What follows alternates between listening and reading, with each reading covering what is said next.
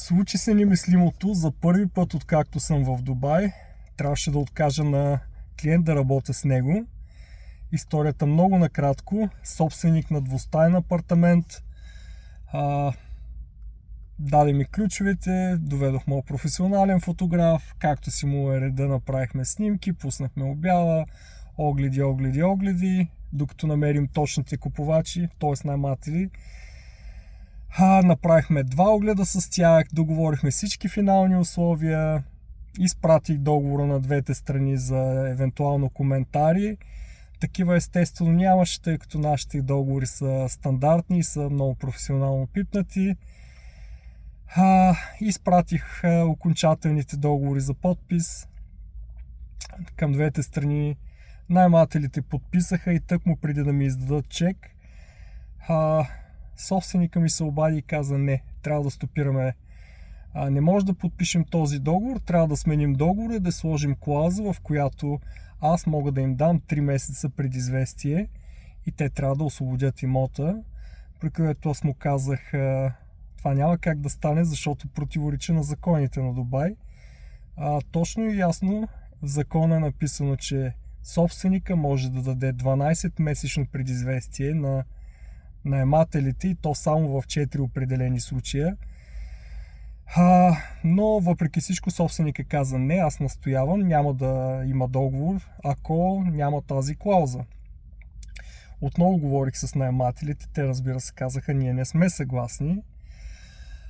При което звъннах на собственика и казах: слушай, ако цената е това, което ти спира да продължим напред, може да върнем имота на пазара срещу по-висока цена.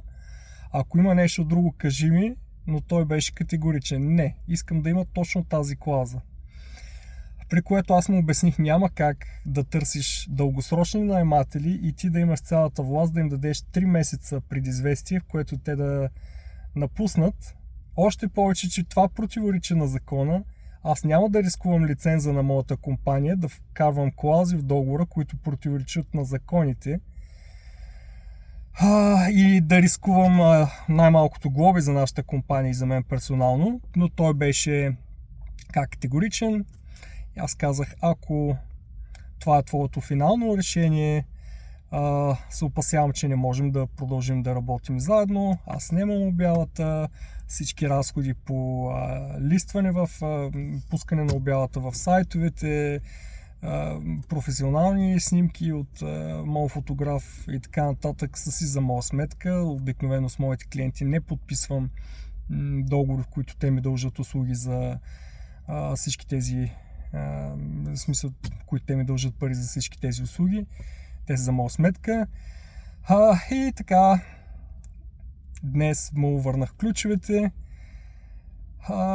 Свързах го с фирма, която би преотдала неговото жилище от сорта на Airbnb или Booking.com, но той не беше заинтересован, така че ще продължи още няколко месеца да си го отдава под наем. Жилището ще му стои празно, банката ще си му взима паричките и най-вероятно той ще осъзнае, че не може да работи срещу законите на Дубай, да иска неща, които най-малкото не са нормални.